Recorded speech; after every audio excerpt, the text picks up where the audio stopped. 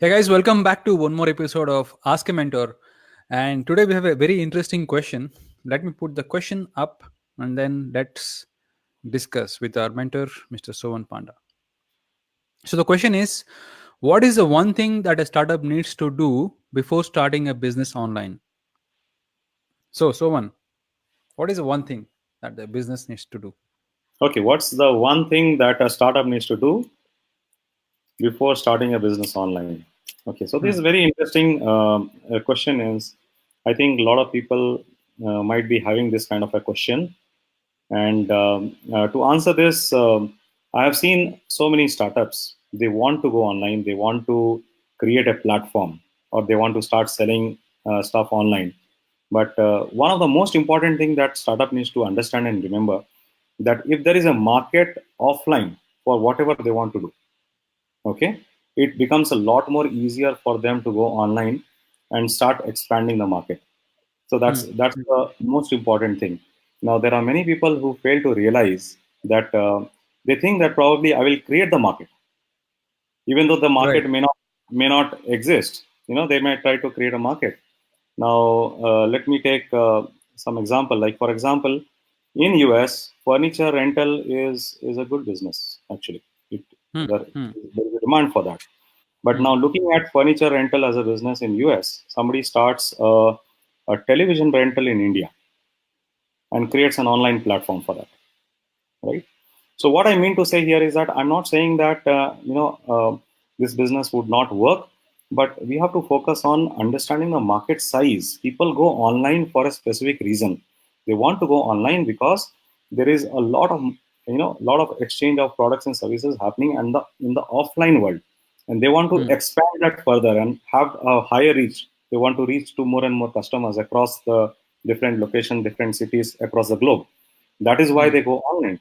But if you look at it on the opposite way, like a market does not exist, or the total addressable market is not there, or total serviceable market is not there, and you want to create an online business or online marketplace, then it becomes very difficult. The whole Got it. purpose of going online gets lost. Actually, that's Got it. a So yeah. right. So basically, what someone is trying to say, guys, is now. I mean, theoretically, yes, we can take all items online and we can create a e-commerce site. Now, does it work in reality? Maybe not. Now, like someone was saying, like theoretically, yes, you can rent everything online. Could we rent televisions? Maybe not. Why? Because is it happening in the offline world already in the Indian market?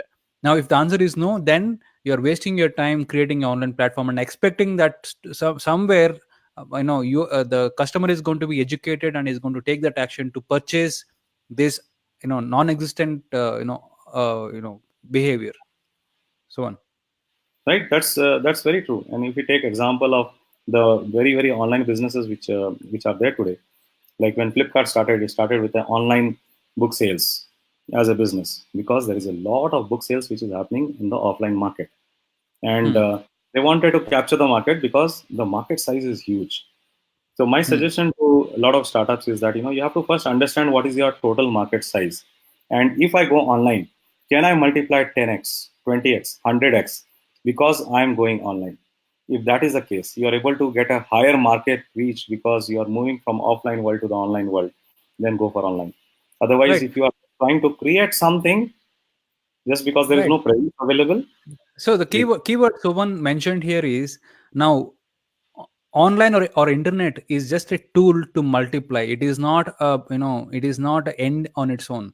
Now you cannot expect that, okay, from the internet I'm going to sell something. No. Now if there is already an existing market, then internet can multiply 10x 20x your reach. So internet is only a reachable tool, right? Maybe we can make one more example on this, so on.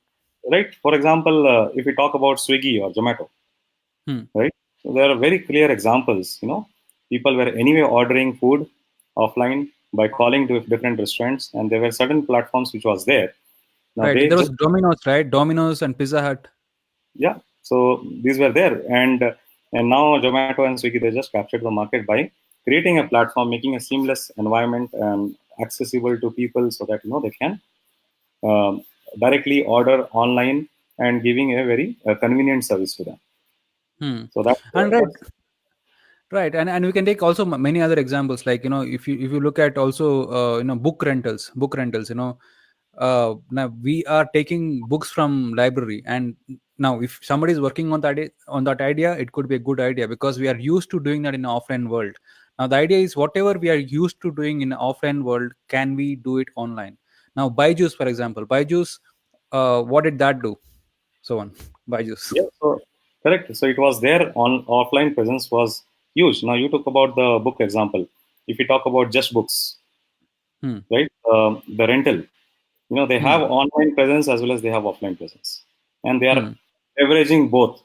They are encouraging people to order online and take the books, right?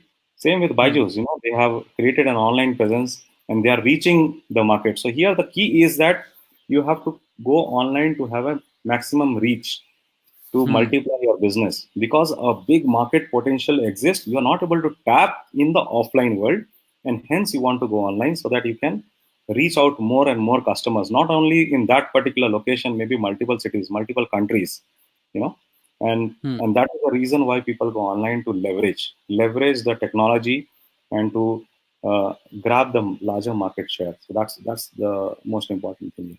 Right, and one more important factor is, guys, now everything starts with trust as the first ingredient, first step.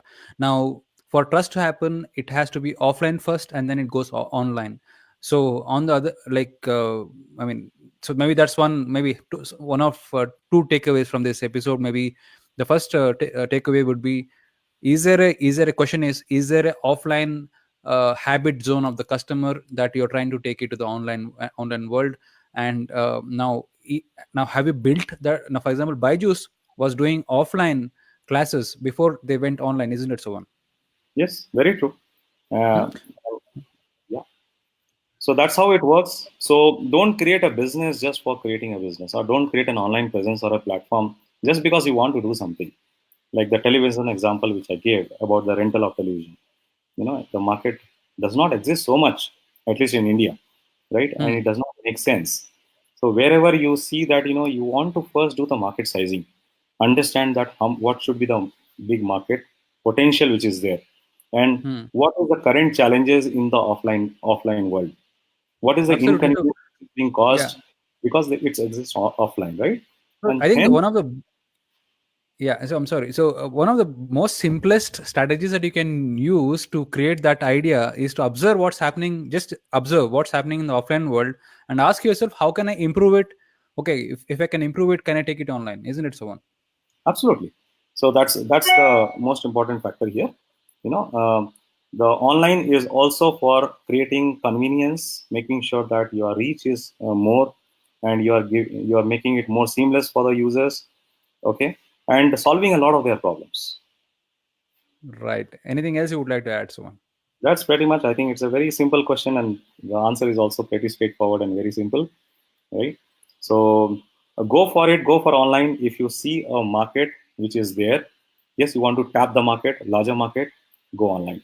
But don't create an online where an offline presence does not exist, or you want to create a market out of it. It becomes really a difficult challenge. Right. So that was brilliant. Thanks for the so many amazing insights, so on this episode. So guys, so that was one more episode of Ask a Mentor. So if you have any questions, feel free to write to us, and we'll be happy to take your questions. As you can see, the amount of value we're able to add because you are asking questions. Your questions matter because your question could be answering maybe hundreds of people's answers who are looking for this. Maybe they might be going through the same problem right now.